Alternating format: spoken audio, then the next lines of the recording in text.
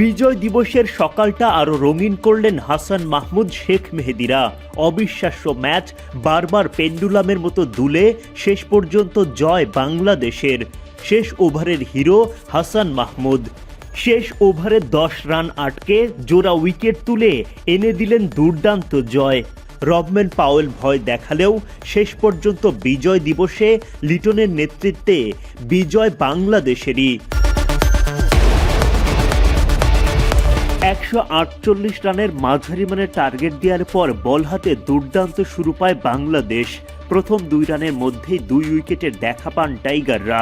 ইনিংসের দ্বিতীয় ওভারে বোলিংয়ে এসে বাজিমাত তাসকিনের। দারুণ একটা ক্যাচ লুফে নেন তানজিদ তামিম। বাজে ব্রেন্ডন কিংয়ের বিদায় ঘণ্টা। পরের ওভারে বোলিংয়ে এসে শেখ মেহেদীও তোলেন উইকেট।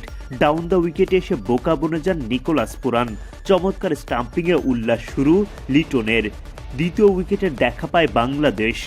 শুরুতে পাওয়া সেই মোমেন্টাম বাংলাদেশ হারায় তানজিম সাকিবের করা চতুর্থ ওভারে।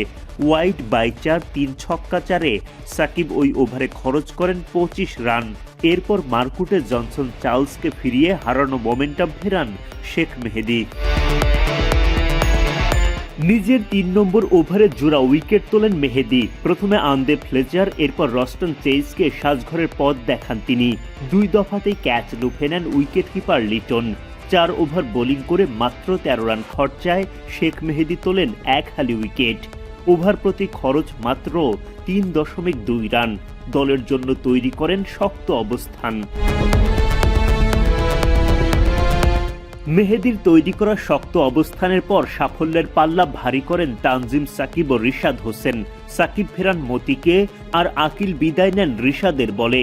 মাত্র 61 রানের মধ্যে ক্যারিবীয়দের 7টা উইকেট তুলে জয়ের স্বপ্ন দেখে বাংলাদেশ। বাংলাদেশের জয়ের সেই স্বপ্নে ভয় ধরিয়ে দেন রবম্যান পাওয়েল। একের পর এক বাউন্ডারি তুলতে থাকেন তিনি। পাওয়েলকে সঙ্গ দেন রোমারিও শেফার্ড। রিশাদের 14তম ওভারে 15 রান আর তাসকিনের 15তম ওভারে 23 রান তুলে ম্যাচের মোড় ঘুরিয়ে দেন ক্যারিবীয়রা।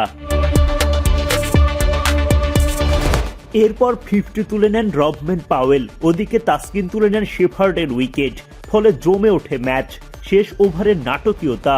10 রান আটকে হাসান মাহমুদের বীরত্বে জয় পায় বাংলাদেশ। সোমবার ভোরে ওয়েস্ট ইন্ডিজের বিপক্ষে সিরিজের প্রথম টি-20তে মাঠে নামে বাংলাদেশ। টস জিতে টাইগারদের আগে ব্যাটিংয়ে পাঠায় ক্যারিবীয়রা। লিটনের নেতৃত্বাধীন সেরা একাদশে জায়গা হয়নি মেহেদী হাসান মিরাজের। দলের হয়ে ওপেন করতে নামেন 2 বাঁহাতি সৌম্য সরকার ও তানজিদ তামিম। প্রথমে সৌম্য, এরপর তামিমের ব্যাট থেকেও দেখা মেলে বাউন্ডারি। একটা বাউন্ডারির পরই খেই হারান তামিম। আকিল হোসেনের বলে পুল করতে গিয়ে বলের লাইন মিস করে ফেলেন। বোল্ড হয়ে বিদায় নিতে হয় তাকে। 11 বল থেকে 1 বাউন্ডারিতে তামিম করেন মাত্র 6 রান। তামিমের বিদায়ের পরের বলেই উইকেট হারান অধিনায়ক লিটন দাস। কিছু বুঝে ওঠার আগেই আকিলের বলে তার হাতেই ক্যাচ দিয়ে গুড বাই লিটনের। গোল্ডেন ডাকের শিকার টাইগার কাপ্তান। উইকেটে এসে আফিফ হোসেন ধ্রুবও বেশিক্ষণ টিকতে পারেননি। রস্টন চেইসের বলে আকিলের হাতে ক্যাচ দিয়ে বিদায় নেন তিনি। আফিফ করেন 11 বল থেকে মাত্র 8 রান। পাওয়ার প্লের 6 ওভার শেষে 32 রান তুলতেই 3 উইকেট হারায় বাংলাদেশ। দলের অমন বিপদের মাঝে হাল ধরেন সৌম্য সরকার ও জাকের আলী অনিক। রস্টন চেইসের বলে ছক্কা হাঁকান জাকের, আর রোমারিও শেফার্টের বলে তো বিশাল ছক্কায় বলই হারিয়ে ফেলেন সরকার। যদিও তাতেও রান তোলার গতি প্রত্যাশা অনুযায়ী বাড়েনি। 10 ওভার শেষে বাংলাদেশ করতে পারে 56 রান। ক্যারিবীয় বোলারদের সাফল্যের ভাগই বেশি। রান তোলার গতি বাড়াতে পরের ওভারেই আগ্রাসী রূপ ধারণ করেন সৌম্য। মতির বলে প্রথমে মিড উইকেট ক্লিয়ার করে ছক্কা, পরের বলেই লং অন পার করে ছক্কা আসে সরকারের ব্যাট থেকে। এদিকে আলজারি জোসেফের বলে হেলমেটে আঘাত পান জাকের, তবুও চলতে থাকে তার লড়াই। সৌম্যর মতো শেফার্ডের বলে ছক্কা হাঁকিয়ে তিনিও মাঠের বাইরে বল পাঠান। তবে কপাল মন্দ, ফের ছক্কা হাঁকাতে গিয়ে রবম্যান পাওয়েলের দুর্দান্ত একটা ক্যাচে বিদায় নিতে হয় অনিককে। ফেরার আগে 27 বল থেকে 27 রান করেন তিনি।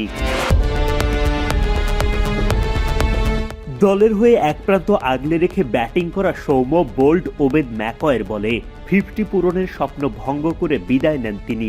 32 বল থেকে 2-4 ও 3 ছক্কায় সরকার করেন 43 রান। তার বিদায়ের পর দল আরো বড় চাপে পড়ে যায়। শেষ দিকে শামীম পাটোয়ারির ব্যাটে দেখা মেলে একাধিক ছক্কা, তাকে সঙ্গ দেন শেখ মেহেদী। তাদের পার্টনারশিপে পুঁজি খানিকটা বড় করে টাইগাররা। তবে ওপরের সারির ব্যাটারদের ব্যর্থতায় 20 ওভার শেষে সাদামাটা লক্ষ্যই দিতে পারে বাংলাদেশ।